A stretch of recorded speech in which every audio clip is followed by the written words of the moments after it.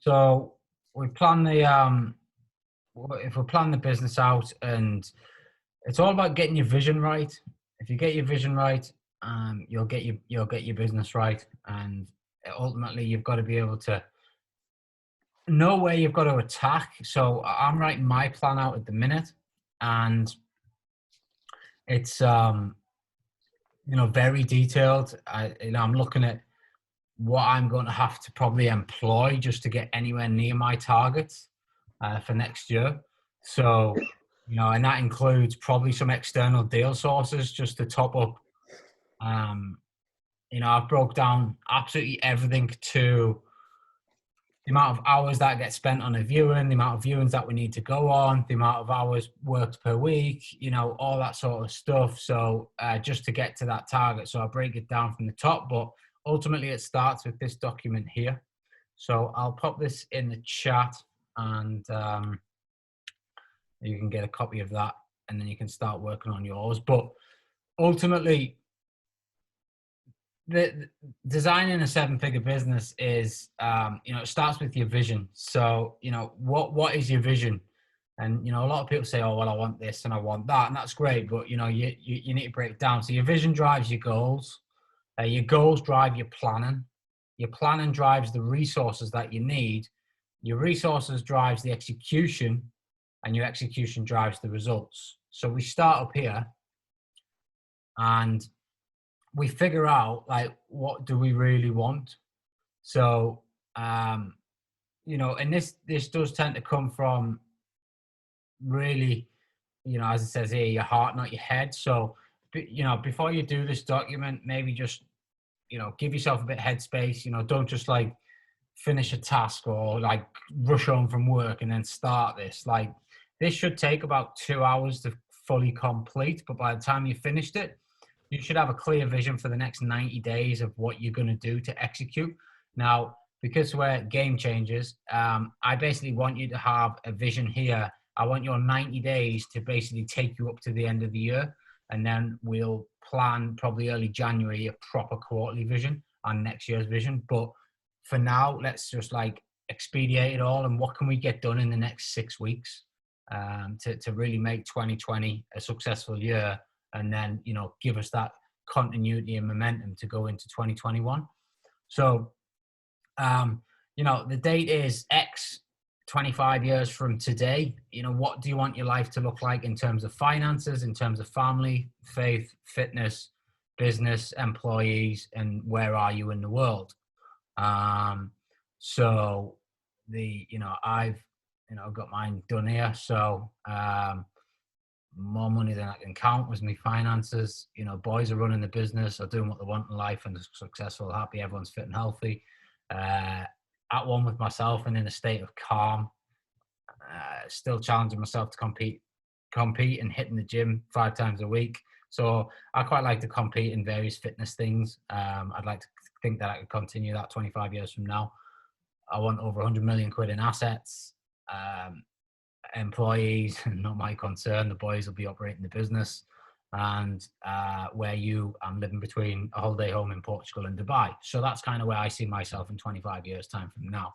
So from that, we then build down, the date is X, 3 years from today, same exercise all the way down. And then the date is X, 1 year from today. And then we build it all down. Now, we have then, in terms of our dream business. So this is where we you're narrowing it down and down and down and down. And then, by the end of this part here, you're starting to get like real close with, okay, what's going on right now that I can immediately affect. Obviously, it's nice to have those 25-year targets and the sort of 3-year targets, but really what is the 1-year target? And then we go from there. Give me 1 second.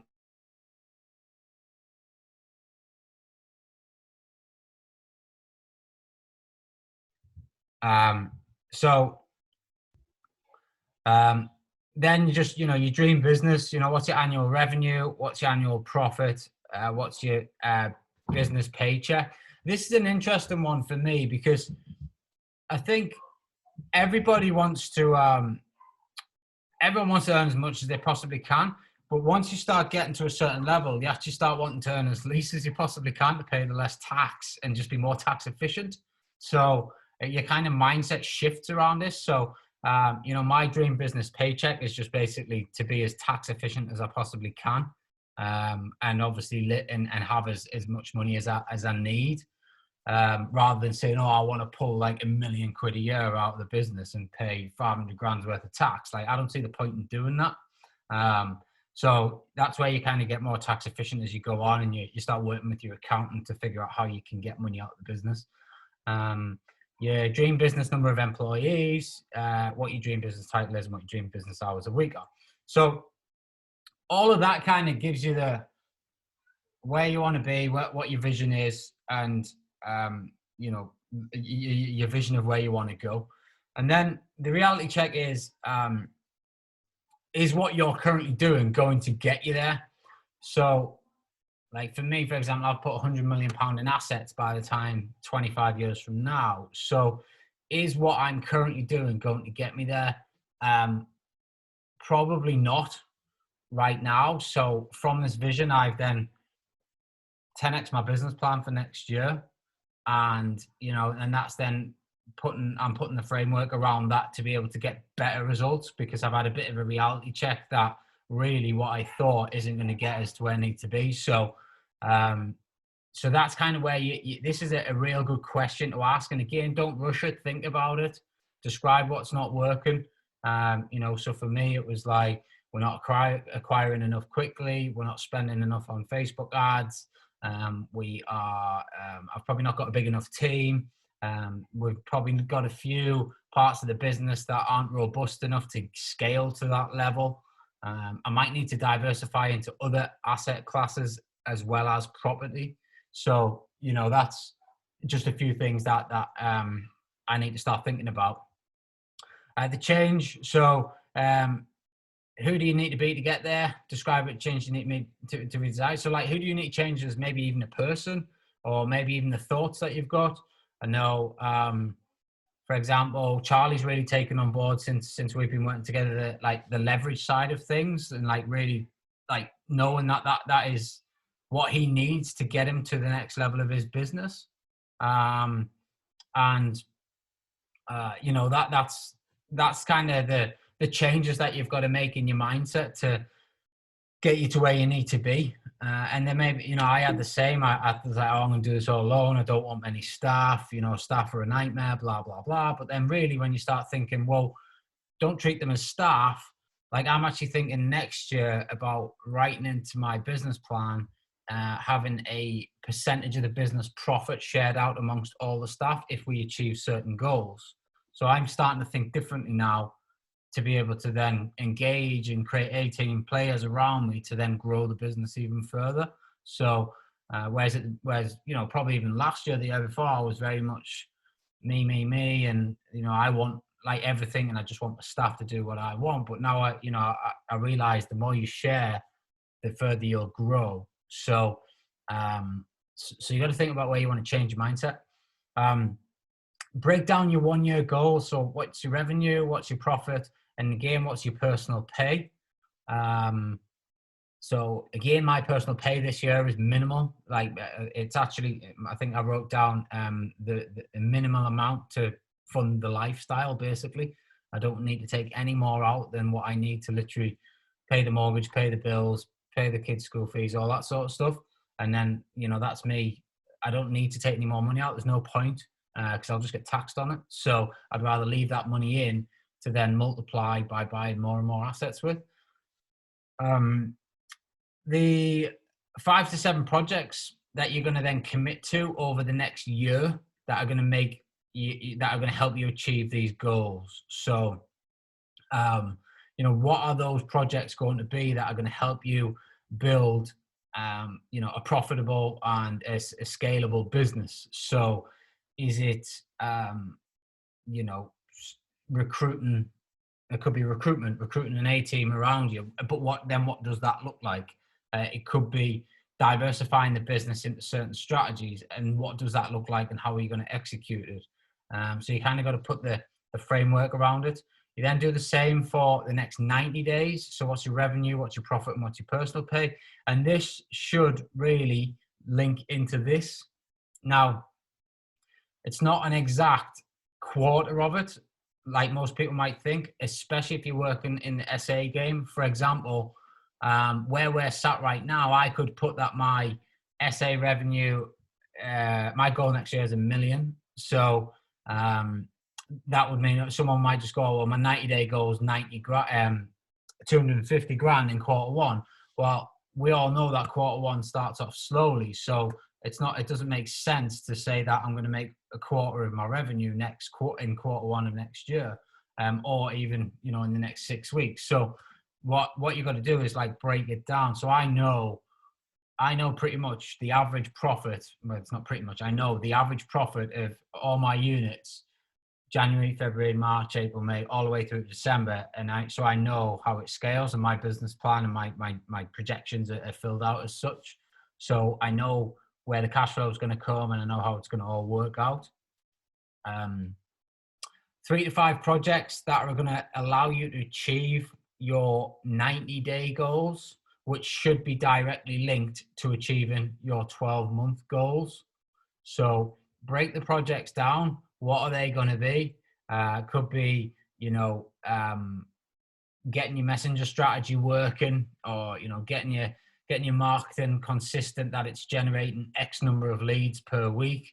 It could be getting a cold caller to start reaching out to estate agents for rent-to-rent deals. It's something that we've done, but not as a proper job role. That's something that I'm going to probably look to put a recruitment ad out there this week, is like just a cold, hard call, just basically someone on the phone ringing all day, every day for rent-to-rent deals. They'll not go on viewings, they'll not do anything else. They're just going to ring for rent-to-rent deals and try and tee stuff up, see what's a good fit. Because I need that amount of volume in the business to be able to acquire the amount of deals that I want to acquire next year every single month. So they're just like little projects that break into the big project. Then once you've got everything set out in terms of your vision and then your goals, you now need a reality check of, is your offer going to get you to your vision and your goals? So it's all well and good saying something like, I want to earn X amount of money or whatever it might be, but then you've only got one offer, and you might just have like a BRR single let business, and is that offer going to get you to where you need to be? Is your offer of how you're approaching estate agents or how you're approaching landlords at the minute strong enough to get enough rent-to-rent deals on to achieve your 90-day goal, achieve your 12-month goal? So it's important that you have a good reality check. Again, take your time out. I would probably suggest having a little break between writing this out and then going into this reality check.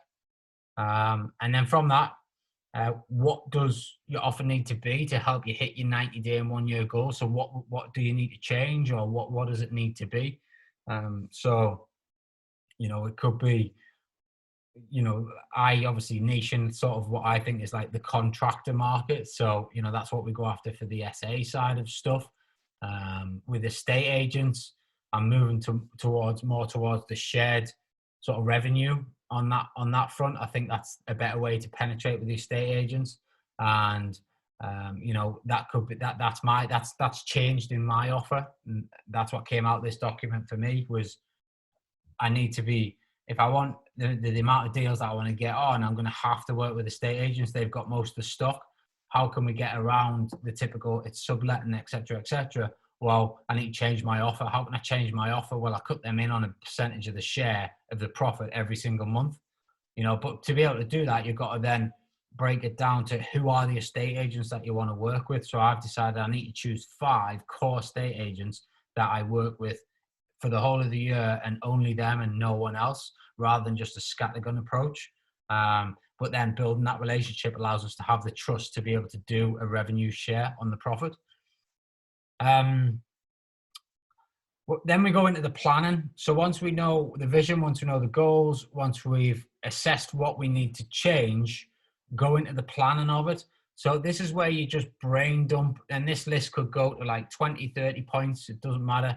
Just brain dump all the tasks that you or your team need to do in order to complete the projects. So, if it was recruitment of, a cold caller, for example, then okay, what do you need to do? We need to, get an advert out there. We need to get an advert on Indeed. We need to get an advert on Facebook. We need to be putting an interview process in place. Have we got a clear interviewing guidelines? Have we got good questions? How are we going to decipher who we want to employ? That sort of stuff. So, brain dump the tasks that you need to do. If it's, set up 20 viewings a week, right? How are you going to do it? Who's going to be doing the portal scraping? Who's going to be ringing the agents? Who's going to be booking them in your diary? Who's going to be going on the viewings? Break it all down, just dump it all in there. And then how long will each of the 3 to 5 projects take? So this is for the 90 days, and get it all out there. And then add due dates to the projects, add time on your calendar to work on the projects. So on Wednesday, we discussed the Win the Week document. This is exactly that. So get on your Win Your Week on your calendar, get this all scheduled out. So you've got your time slots in there, and you know exactly what you're going to do, when you're going to do it. And you don't miss it. You can't be missing the tasks that you put out. Resources. So what do you need to complete the project? So, if we're going to be hiring, say, a VA to do portal scraping, like we're going to need Loom for our video recordings. We're going to need SOP documents stored somewhere. We're going to need, all the resources that you're going to need to then complete the project. So again, just brain dump all the resources that you'll need, how you'll acquire them. And then that's pretty much it. Action items. So, what's your next steps, which should be put into your calendar here. And by the time you've finished all this, you should have a clear vision of how you're then going to execute on your business. And then basically it's just a case of getting everything put into your calendar and just executing on that.